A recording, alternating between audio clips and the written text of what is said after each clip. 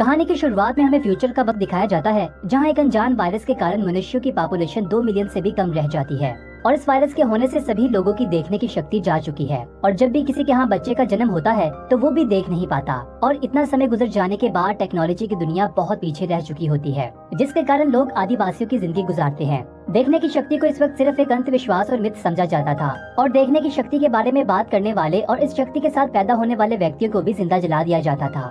अंधे होने के कारण कुछ व्यक्तियों की बाकी सेंस बहुत तेज हो जाती है, जिसकी हेल्प से वो कबीले वालों को रास्ता दिखाते हैं और आने वाले वक्त और मौसम की भविष्यवाणी भी करते हैं। इसके बाद हमें सीरीज में कैंजुआ नामी सिटी दिखाया जाता है, जिसे क्वीन रन करती है, जिसका नाम कैन होता है।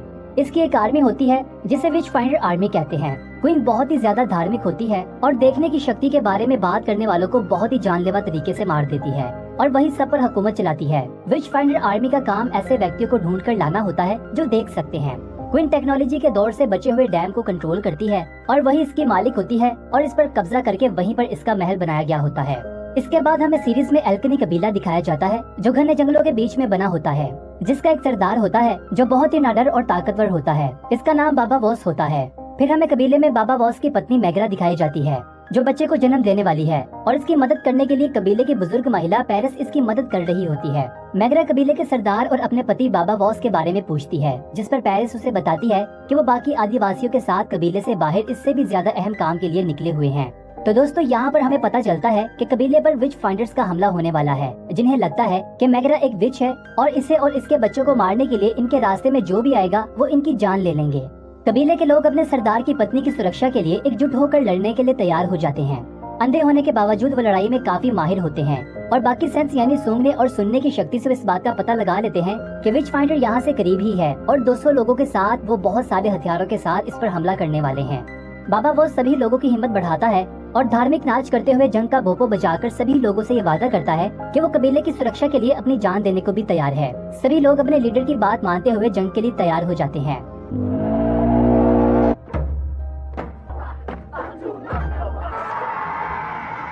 उधर विच फाइंडर का जनरल कबीले के एक व्यक्ति बैग्स को अपने कब्जे में कर लेता है। बैग्स जो कि बाबा वॉस को बिल्कुल भी पसंद नहीं करता, क्योंकि बाबा वॉस के हुक्म को मानकर ही कबीले के लोगों ने बैग्स की फैमिली की जान ली थी। अब इससे बदला लेने के कारण वो दुश्मनों की मदद करता है और इन्हें एक ब्रेसलेट देता है, जिससे पढ़कर इन्हें ये जानकारी मिलती है कि मैगरा के बच्चों का असली बाप वॉस नहीं बल्कि कोई दूसरा व्यक्ति जर्ला मेडल है। ये नाम पढ़ते ही जनरल काफी ज्यादा शॉक्ड हो जाता है, क्योंकि वो जानता है कि जर्ला ही वो एक व्यक्ति है जो अपनी आंखों से देख सकता है और जनरल इसकी खोज में काफी अरसे से लगा हुआ था। अब मैगरा तक पहुंचकर वो जर्ला तक भी पहुंच सकेगा। इस बात का अंदाजा होते ही जनरल काफी ज्यादा एक्साइटेड दिखाई देता है, क्योंकि क्वीन के ऑर्डर का पालन करके इसके बहुत फायदा मिल सकता है। जनरल बैग्स को टॉर्चर करके इससे इसके कबीले के लोगों की प्रोटेक्शन का प्लान पूछता है। दूसरी ओर मैगरा एक बच्चे को जन्म देती है, लेकिन तभी से ये रियलाइज होता है कि इसके पेट में एक और बच्चा है। ये जानते ही पेरिस मैगरा का सी सेक्शन करती है और तभी इसे ये गुड न्यूज मिलती है कि वो एक लड़के और एक लड़की की माँ बन चुकी है। उधर हमें पत्थरों से बनी एक बहुत बड़ी दीवार दिखाई जाती है, जिसके पीछे से विच फाइंडर के लोग कबीले के लोगों पर हमला करने के लिए तैयार होते हैं। कबीले के लोग विच फाइंडर की आर्मी का मुकाबला करते हैं और जब इन्हें महसूस होता है कि आर्मी इन पर हावी हो रही है तो वो रस्सी काट देते हैं, जिससे बॉर्डर पर लगे पत्थर आर्मी पर गिरने लगते हैं और इसी के कारण विच फाइंडर की आधी आर्मी पत्थरों के नीचे दबकर मर जाती है। लेकिन तभी बाबा वॉस को ये फील होता है कि आर्मी के आधे लोग बच गए हैं, जो जनरल के साथ मिलकर तूफान के थम जाने के बाद फिर इन पर हमला करेंगे। इसके बाद हम देखते हैं कि बाबा वॉस अपनी पत्नी और अपने बच्चों से पहली बार मिलता है, लेकिन इनके फ्यूचर के बारे में काफी परेशान दिखाई देता है। कबीले के लोग सरदार को इस बात के लिए फोर्स करते हैं कि वो मैगरा और इसके बच्चों को विच फाइंडर्स के हवाले कर दे, ताकि कबीले के लोग चैन की जिंदगी जी पाएं। लेकिन बाबा वॉस ऐसा नहीं करता। तभी कबीले के लोग और सरदार के बीच में पेरिस आ जाती है और इन्हें बताती है कि आपस में लड़ने की बजाय हमें एक हिडन रास्ते से एक ब्रिज तक जाना होगा, जिसके बारे में कोई भी नहीं जानता, और इस ब्रिज को पार करके वो यहाँ से निकल जाएंगे। सभी लोग इस बात पर एग्री होकर इस ब्रिज तक पहुंच जाते हैं और जब वो आधे ब्रिज तक पहुंचते हैं तभी जनरल और इसकी आर्मी के लोग वहां पर आ जाते हैं, लेकिन इन्हें ये बात रियलाइज नहीं होती कि यहाँ पर कोई ब्रिज है। जब कबीले के लोग ब्रिज को पार कर लेते हैं तभी जनरल को ब्रिज के बारे में पता चलता है। अब वो भी ब्रिज को पार करने की कोशिश करते हैं, लेकिन सरदार ब्रिज की रस्सी को काट देता है, जिससे आर्मी के कुछ और लोग भी गिरकर मर जाते हैं और बाबा वॉस बैग्स को भी अपनी ओर खींच लेता है, क्योंकि वो अभी भी कबीले का मेंबर है। जनरल इस बार भी नाकाम हो जाता है और अपनी आर्मी के साथ वापस चला जाता है। जनरल की नाकामी की खबर एक हुक के जरिए से क्वीन तक पहुंचती है क्वीन अपनी हार के बारे में काउंसिल के मेंबर्स को इन्फॉर्म करती है और यहाँ पर हमें पता चलता है कि जर्ला ने क्वीन की बहन को मारा था, तभी वो इससे बदला लेना चाहती है। काउंसिल की नजर में देखने की शक्ति का होना एक शैतानी शक्ति जैसा है और इसीलिए इन्हें जर्ला और इसके दोनों बच्चों की जान लेना होगी। सभी लोग क्वीन की बात पर एग्री करते हैं और वो तीनों को मारने के लिए विच फाइंडर की एक और आर्मी इनकी ओर भेजते हैं। दूसरी ओर हम कबीले के लोगों को एक चट्टान पर खड़ा हुआ देखते हैं, जहां मैग्रा कबीले वालों को जर्ला की असलियत के बारे में बता देती है कि इसके पास देखने की शक्ति थी और वही इस बच्चों का असली पिता है। वो किसी भी धर्म पर विश्वास नहीं करता और इसके हिसाब से वो देखने की शक्ति से दुनिया को एक खूबसूरत जगह बना देगा। मैग्रा कबीले वालों को जर्ला की बताई हुई एक ऐसी जगह पर ले जाती है जो मैजी की तरह है, यानी वहाँ और कोई नहीं आ सकता। सभी लोग इस वैली में आ जाते हैं और वहाँ आकर खुद को सुरक्षित फील करते हैं। फिर इसके बाद हम बाबा वॉस को अपने दोनों बच्चों के साथ देखते हैं, जहाँ वो एक नदी के किनारे लंबी सांस ले रहा होता है। तभी हमें ये बात नोटिस करवाई जाती है कि दोनों बच्चों के पास भी देखने की शक्ति है। कुछ समय के बाद हम बाबा वॉस को घने जंगलों में अपने बच्चों के साथ खाने की तलाश में भटकता हुआ देखते हैं। तभी अचानक एक बहुत ही भयानक भालू इन पर हमला कर देता है। बाबा वॉस इस भालू से मुकाबला करने की कोशिश करता है लेकिन नाकाम रहता है। तभी अचानक से एक तीर इस भालू को जाकर लगता है और वो तीर चलाने वाला कोई और नहीं बल्कि बच्चों का पिता जर्ला होता है, जो दोनों को देखकर काफी ज्यादा खुश दिखाई देता है और बाबा वॉस को एक बॉक्स का पता बताता है और इसकी चाबी देता है और इसे ये बताता है कि 12 साल होने के बाद इन बच्चों को ये डब्बा दे दे। इस डब्बे में क्या था ये बताए बगैर जर्ला वहाँ से निकल जाता है। बाबा वॉस इसे आवाजें देता है लेकिन वो यहाँ से जा चुका होता है। बैक्स जो कि अभी भी दुश्मन लोगों की मदद करना चाहता है, बाबा वॉस की आवाज को सुन लेता है और इसके बारे में अपनी चच्ची को बताता है। बाबा वॉस के ऑर्डर पर बैक्स के पेरेंट्स को मार दिया गया था। इसी बात के कारण इसकी बाकी फैमिली बाबा वॉस के खिलाफ है। इस बारे में जानकारी लेने के लिए वो एक लड़की शैडो की मदद लेते हैं। इसके पास इनविजिबल रहने का टैलेंट है, यानी वो कबीले में रहती है लेकिन आज तक कोई भी इन्हें महसूस नहीं कर पाया। दूसरी ओर हम बाबा वॉस और मैग्रा को देखते हैं, जो इस बॉक्स को ओपन करके ये महसूस करते हैं कि इसमें पुरानी टेक्नोलॉजी और पुराने लोगों की जिंदगी के बारे में जानकारी है, जिसे पढ़कर इनके बच्चे एक दिन नए सफर पर निकलेंगे और दुनिया में न्यू वर्ल्ड ऑर्डर की शुरुआत करेंगे। मैग्रा को ये आइडिया पसंद नहीं आता और वो इस बॉक्स को जमीन में दफन करने को कहती है और अपने बच्चों को भी इस बॉक्स से दूर रहने को कहती है। तभी पेरिस और बाबा वॉस इस बात को नोटिस करते हैं कि इनकी ये बातें कोई सुन रहा है। ये जानते ही बाबा वॉस शैडो का पीछा करने लगता है। शैडो बैक्स से झूठ बोलती है कि बाबा वॉस अपने बच्चों के साथ खेल रहा है, लेकिन बैक्स अपना प्लान बना लेता है और रोजाना एक बोतल में संदेश डालकर नदी में फेंक देता है ताकि वो क्वीन तक पहुंच जाए, जिसे पढ़ते ही जर्नल कबीले तक पहुंच जाएगा। दूसरी ओर हम जर्नल को कबीले के लोगों पर जुल्म करता हुआ देखते हैं, जो कई साल गुजरने के बाद भी बाबा वॉस और इसके कबीले को नहीं ढूंढ पाए और इसी फ्रस्ट्रेशन में आकर वो कई लोगों की जान ले चुका होता है और कई कबीलों को आग लगा चुका होता है। उधर डैम के बीच रानी को जर्नल की ओर से ये मैसेज मिलता है कि वो जंग खत्म करके वापस आना चाहते हैं, लेकिन तभी इसे ये रियलाइज होता है कि इस मैसेज के साथ छेड़खानी की गई है, क्योंकि काउंसिल के लोगों को इस बात पर यकीन नहीं रहा, क्योंकि वो कबीले के लोगों की भलाई की बजाय विच फाइंडर आर्मी के द्वारा लोगों की जान लेती है और ऐसा करने से इसको कोई भी फायदा नहीं हो रहा, जिसके कारण लोग इसके खिलाफ हो जाते हैं। क्वीन इसके खिलाफ होने वाले काउंसिल के लोगों को फांसी पर लटकाकर इन्हें करंट लगाकर मार देती है। इसके बाद सीरीज में 3 साल का समय गुजार दिया जाता है, जहां हम मैग्रा के दोनों बच्चे यानी काफन और हैनिबा को देखते हैं, जो काफी बड़े हो चुके होते हैं और अपने देखने की शक्ति को कबीले से छुपा कर रखते हैं। लेकिन कबीले में किए जाने वाले रिचुअल्स और इनके रहन सहन को वो देखकर काफी निराश जिंदगी गुजारते हैं। आखिरकार 12 साल का समय गुजर जाता है और वो दोनों बड़े हो जाते हैं। फिर हम मैग्रा और पेरिस को तालाब के किनारे पर बातें करता हुआ देखते हैं, जहां वो डिस्कस करते हैं कि दोनों बच्चों के पिता के बताए हुए रास्ते पर इन्हें चलना चाहिए या फिर नहीं। मैग्रा पेरिस को बताती है कि वो चाहती है कि इसके बच्चे नॉर्मल जिंदगी जिए, लेकिन पेरिस इसे बताती है कि इसे अपने बच्चों को इनकी जिंदगी का फैसला खुद करने देना चाहिए, ताकि वो हमसे बेहतर जिंदगी जी पाएं और इन्हें बॉक्स दे देना चाहिए। इसके बावजूद रात होते ही पेरिस दोनों बच्चों को बुलाकर इन्हें बुक्स दे देती है, लेकिन वो बुक्स लेने से इनकार कर देते हैं क्योंकि वो अपनी माँ को निराश नहीं करना चाहते। कुछ समय के बाद हम काफिन और हैनिबा को बुक्स के बारे में डिस्कस करता हुआ देखते हैं और इन्हें लगता है कि इन्हें इन बुक्स को पढ़ना चाहिए। बाबा बॉस अपने बच्चों को ये बात करते हुए सुन लेता है और इसके बारे में पेरिस को भी बताता है और मैग्रा से इस बात को सीक्रेट रखने को कहता है, वरना वो किताबों को जला देगी। बाबा बॉस भी यही चाहता है कि बच्चे अपना रास्ता खुद चुने। फिर कुछ महीनों के बाद हम काफिन और हैनिबा को चोरी छुपे बुक्स की पढ़ाई करता हुआ देखते हैं। दोनों अल्फाबेट सीख लेते हैं और सेंटेंस को भी पढ़ने के काबिल हो जाते हैं और इसी तरह इन्हें पास्ट के लोगों की जिंदगी के बारे में जानकारी मिलती है कि वो हमसे कितना एडवांस थे और कैसे जिंदगी गुजारते थे। इसके बाद दूसरी ओर हम देखते हैं कि एक लड़की को नदी के किनारे बैग्स की भेजी हुई वो बोतल मिल जाती है और दूसरी ओर हम जनरल को क्वीन के पास कई सालों बाद वापस आता हुआ देखते हैं। वो आते ही क्वीन के आगे झुक जाता है और इसे बताता है कि वो हजारों घोड़ों, कई किलो गंदम और बहुत सारा जरूरी सामान लेकर वापस आया है, लेकिन वो जर्ला को नहीं ढूंढ पाया। जर्नल ये जानता है कि इसे मौत की सजा सुनाई जाएगी, लेकिन वो क्वीन को अपनी आखिरी इच्छा बताता है कि मरने के बाद वो वॉरियर के नाम से याद किया जाए। क्वीन इस बात पर एग्री हो जाती है और जर्नल को डैम से कूद जाने को कहती है।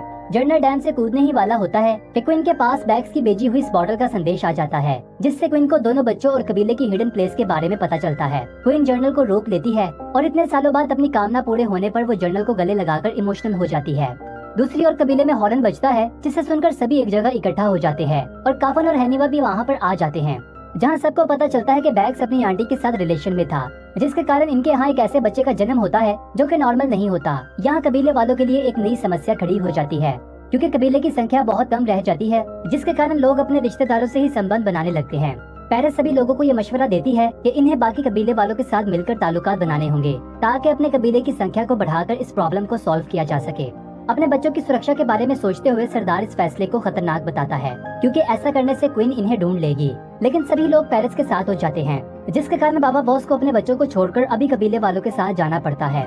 अगली सुबह बाबा वॉस, मैग्रा, पेरिस और कबीले वालों के साथ एक फेस्टिवल में भाग लेने के लिए निकलते हैं और रात होते ही वो फेस्टिवल में पहुंच जाते हैं। काफन और हैनिबा भी इनका पीछा करते हुए वहाँ पर आ जाते हैं। तभी दोनों को रियलाइज होता है कि ये कोई फायर फेस्टिवल है, जिसमें वो लोगों को जलाने वाले हैं, क्योंकि इन पर झूठा आरोप है कि वो देख सकते हैं। पादरी फेस्टिवल को शुरू करते हैं और बेकसूर लोगों को आग लगा देते हैं। उन्हें जलता हुआ देखकर कबीले के लोग इसके इर्द गिर्द नाचने लगते हैं और एक दूसरे के साथ मिलन करने लगते हैं। ये देखकर हैनिबा काफी गुस्से में आ जाती है और इन पर चिल्लाती है, जिससे काफन इसे खामोश रहने को कहता है। बाबा वॉस और मैग्रा भी इस फेस्टिवल के बारे में जानकर काफी दुखी नजर आते हैं। पेरिस इन्हें बताती है कि क्वीन के किए जाने वाले रिचुअल्स और इसकी फैलाई गई बातें हर तरफ फैल रही हैं, जिसके कारण लोग मासूम लोगों की जान ले लेते हैं। काफन इस फेस्टिवल से दूर निकल आता है, क्योंकि इसकी हालत खराब होने लगती है। लेकिन इसका सामना एक ऐसे किडनैपर से हो जाता है जो लोगों को बंदी बनाकर बेच देता है। वो काफन को बंदी बना लेता है। काफन को पता चलता है कि वो अकेला नहीं, बल्कि इसके कबीले के और भी बहुत सारे बच्चों को बंदी बना रखा है। फिर हम देखते हैं कि हैनिवा को अपने भाई के गुम हो जाने का पता चलता है और वो अपने पेरेंट्स को इसके बारे में बताती है। सभी लोग ये जानते ही काफन की तलाश में निकलते हैं। दूसरी ओर किडनैपर एक अनजान रास्ते से सभी लोगों को एक नए टाउन में ले आता है, जहाँ लाते ही वो इन सब के मुंह को अनटाई कर देता है। दूसरी ओर सभी लोग इस रास्ते पर पहुँच जाते हैं जहाँ से वो किडनैपर इन्हें लेकर गुजरा था, क्योंकि वहाँ पर आग लगी हुई होती है। तभी हैनिवा वहाँ कुछ लिखा हुआ नोटिस करती है, जो काफन ने लिखा होता है कि वो जिंदा है और इस रास्ते को फॉलो करे। वो सबको इस क्लू के बारे में बताती है, लेकिन मैग्रा ये बात जानकर काफी हैरान होती है और बहुत ज्यादा नाराज हो जाती है कि इनके बच्चों को पढ़ना लिखना आता है। इसका मतलब इन्होंने अपने जीवन का बहुत बड़ा हिस्सा इनसे छुपा कर रखा था। लेकिन हैनिवा उसे बताती है कि वो अपने असली फादर के रास्ते पर चलना चाहती है। इस वक्त सभी लोगों के लिए काफन को ढूंढना ज्यादा अहम था, इसीलिए वो वापस अपने मिशन पर ध्यान देते हैं। थोड़ी देर बाद ये ग्रुप इस टाउन पर पहुंच जाता है, जहां पर किडनैपर्स ने सभी को बंदी बनाकर रखा था। बाबा वो सभी लोगों को यहाँ पर रुकने को कहता है कि वो अकेला ही इस मिशन पर जाएगा। हैनिवा साथ देना चाहती है, लेकिन बाबा बॉस इसे रोक देते हैं, क्योंकि वो अपनी बेटी को अपना वो रूप नहीं दिखाना चाहते जिससे वो लोगों की जान लेगा, क्योंकि इसने अपनी जिंदगी में बहुत सारे लोगों को बहुत बुरे तरीके से मारा है। बाबा बॉस टाउन में एंटर हो जाता है और वहाँ खड़े एक पहरेदार को बंदी बनाकर इसकी जगह पहुँच जाता है, जहाँ किडनैपर ने सभी लोगों को रखा होता है। कफन अपने पिता को देखते ही इसे सिग्नल देता है और इसके बाद बाबा बॉस एक बीस्ट में बदल जाता है, यानी वो बहुत ही जानलेवा तरीके से एक एक करके सभी लोगों की जान लेने लगता है। बाबा बॉस का ये रूप देखकर इसका बेटा भी अपने पिता को एक पल के लिए नहीं पहचानता। इसके बाद आखिर में बाबा बॉस ग्रुप के मेन लीडर पर हमला करता है और आखिर में अपनी तलवार इसके गले में घुसाकर इसकी जान ले लेता है। अपने बेटे काफन को वापस पाकर मैग्रा इसे गले लगाती है, लेकिन तभी उसे वो बात याद आ जाती है कि इसके बच्चों ने इससे झूठ बोला।